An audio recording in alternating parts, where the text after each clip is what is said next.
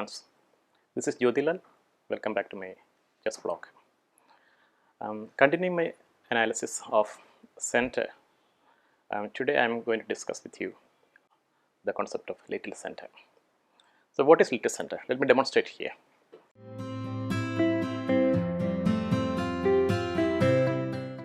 A pawn on the 4th rank being opposed on the 3rd rank. So we can see here the little center. This is little center.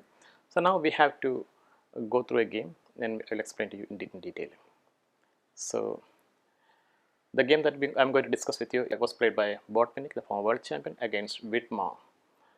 So it started with c4, Botwinnik played c4 and the opponent played e6, knight f3, d5, d4, knight f6, a typical queen's gambit decline position, bishop e7, knight c3, castle, e3, knight bd7, bishop d3, c5, castle, c takes d4, e takes d4, d takes c4, bishop takes c4. Well, we have our desired position here, white having little center, also an isolated pawn. It is essential to understand the various aspects of this pattern before composing a plan. First of all, white, the side with the little center, should initiate an attack on the king side, as he can use this little center, the e5 square, as his launching pad. So now you can understand here the square e5. This is the little center. Usually there are two plans when it comes to playing this particular pattern, because white has got this pawn which is also called the IQP, or the isolated queen pawn.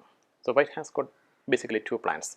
The first one is placing his knight on the square and starting an attack on the king side.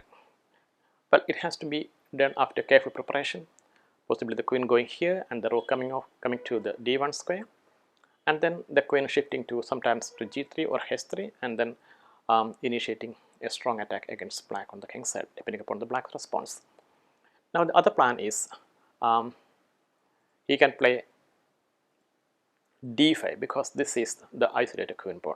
But this is actually is a completely different topic. I will discuss this in a later video.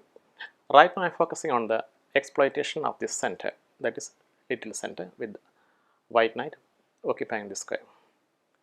So here black played knight b6. Well, this probably an unstrong strategy. This leaves the e5 square to the white's knight. Even though it is essential to raise a blockade against the white's pawn on d4, this move hampers the development of the black's queen side. More useful would have been a6, b5, bb7. Well, in this case, black is going to erect a blockade against the white's d4 pawn. So it becomes very clear that white won't be able to push this pawn. So the only possibility left for white is to initiate an action on the king side against black. So after b6, bishop was dropped to b3 and black played bishop to d7. Well, this looks a bit ugly here, placing bishop on d7 square. But black is rather compelled to develop his bishop in this fashion.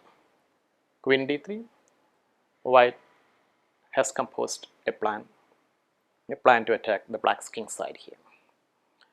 Knight b d5.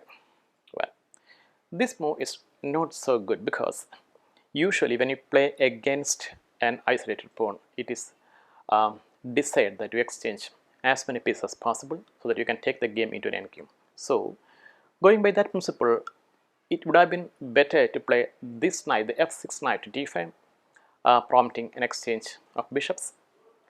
Somehow black was not confident in his position after the exchange on the king side, so he went for knight b d5.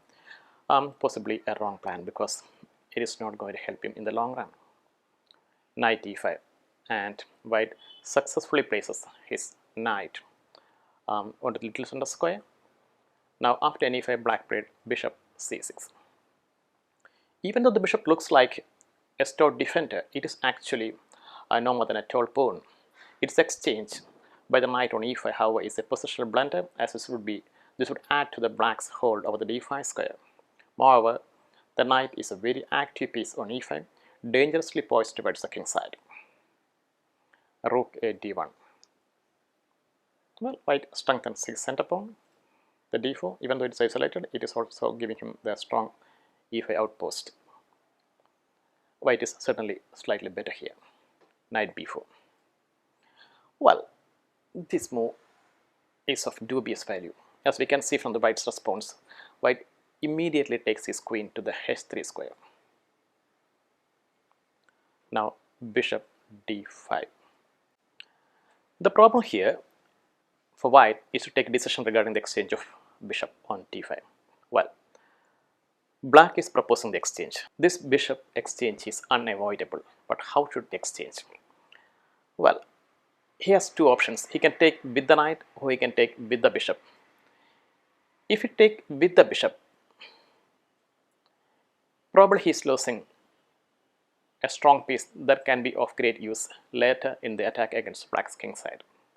So knight into d5 should be called for. Of course, Botwinnik played this move, knight into d5. Once again, black took back with the b knight, committing a similar mistake. He committed a few moves earlier. Now he should have taken back with this f6 knight. So now white played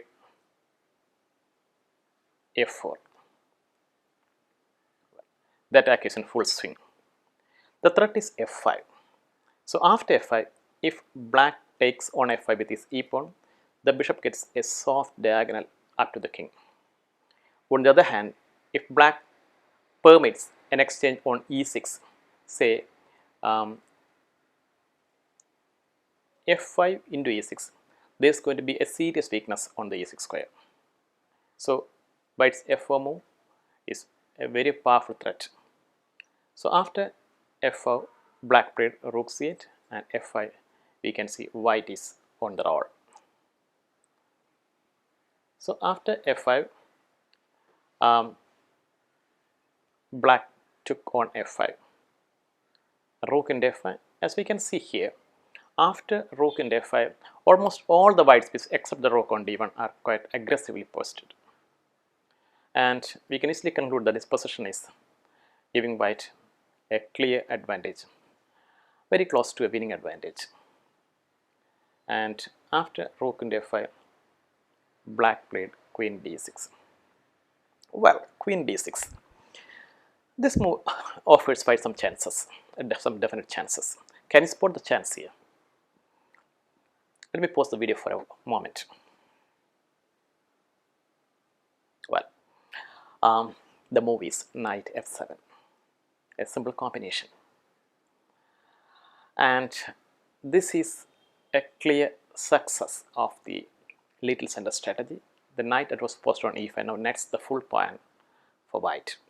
After knight f7, a rook takes f7, bishop takes f6, bishop takes f6, a rook takes d5, queen c6. Now this is totally winning. White should not play rook c5 because bishop into d4 and black takes the rook. So here Botwinnik didn't make that mistake. He played rook d6 and the queen went back to e8 and rook d7. Here black resigned.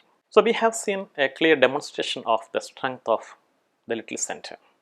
White clearly demonstrating as to how one can play with the little center, the knight on e5 acting as a great attacking tool.